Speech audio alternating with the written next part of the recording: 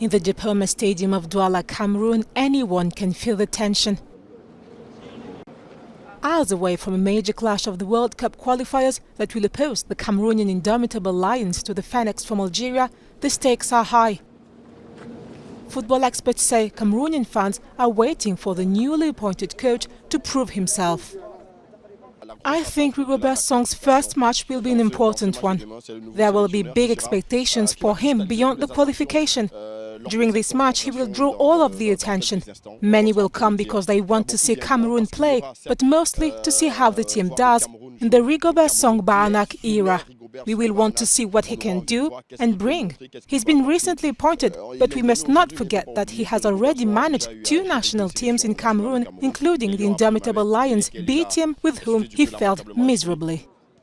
On the Algerian side, coach Jamel Belmadi has no room for mistakes either. After Algeria was knocked out of AFCON at group stage, the Arab Cup champions look for victory. The Algerian side is coming out of a failed AFCON competition. First of all, they have to manage the fact that the coach is under pressure and wants to save his job. On the other hand, the team dreams of redeeming itself after the AFCON performance to get to the World Cup. So the stakes are high. Both squads will try to give their very best and play their cards right.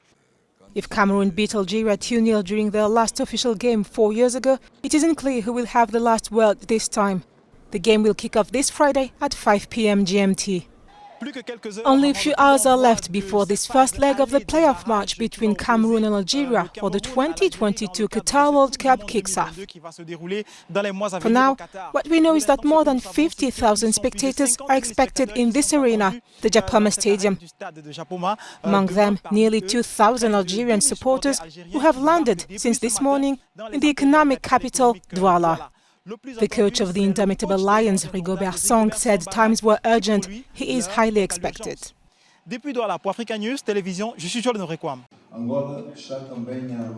first ever EU-Angola Business Forum took place this Thursday in Brussels with an objective of convincing European investors to bet on Angola's reforms to support private sector investment and business links. In the event, various international businessmen shared their experiences.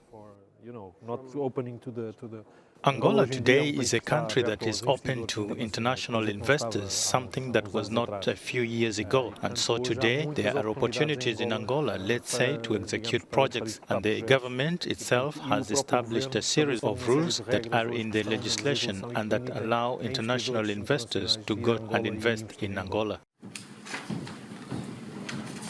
The hybrid event that attracted more than 800 participants saw the signing of a memorandum with the Dutch consortium Flying Swans in order to develop a cold logistic chain, a vector that can attract foreign direct investment in Angola. There is a very big change here in the functioning of the foreign exchange market. Those people who invest in Angola and who at the end of the year want to transfer their dividends out of the country, today they can do it with all the predictability, with all the transparency, unlike what happened until 2017. A 50 million euro loan from the European Investment Bank and a 7 million euro grant from the European Union to support health resilience was also signed in Brussels. But the partnership between Angola and the European Union is not only about money. The elections, of course, will be a very important moment for Angola. The European Union is willing and is ready to deploy an election observation mission. We have shared that with the government of Angola. We haven't received an invitation as yet to deploy an observation mission. We'll wait. Time is running a bit short because deploying such a mission takes a lot of preparation. But we haven't received the invitation as yet. Essence Black Women in Hollywood. The Black Women in Hollywood Awards was brought to an end with lots of emotions, where Essence honored the Black and Cinematic Universe on Thursday in Beverly Hills, California. Abbott Elementary star and creator Bronson said the Black women characters she had written for the show had close link to her life. And so supported. I'll have these 3 Black women represent my family and how different we can all be at different points in our lives. But with grace, we can see each other for what we are, Black women doing our very best in a world that isn't kind to us. I will continue to create with grace, care, and love for Black women, truly in the name of this honor. Will Smith got emotional as he introduced Anjani Ellis. She's awakened a thing in me where she mirrors back to me the best version of myself. She mirrors back to me what I'm supposed to be. You know, damn it, I said I wasn't gonna be up here crying too. I have been told my stories are too dark, and that darkness means that it's too black. Yes, I am Black. There is nothing ugly about me, and I'm here. Ellis is nominated for Best Supporting Actress at Saturday's Oscars.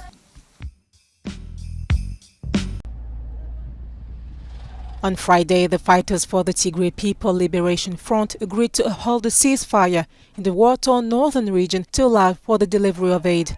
In an official statement, the rebels said they were committed to implementing a cessation of hostilities with immediate effect and asked Ethiopian federal authorities to deliver emergency aid to Tigray. The move comes after the government called for an immediate humanitarian truce on Thursday to give way for unimpeded relief supplies into Tigray. Nearly 2 years into the war, fighting in the Afar region had so far prevented convoys carrying food aid and fuel from delivering the supplies, since the only operational road between Semera, the capital of Afar, and Mekele, the capital of Tigray, was blocked.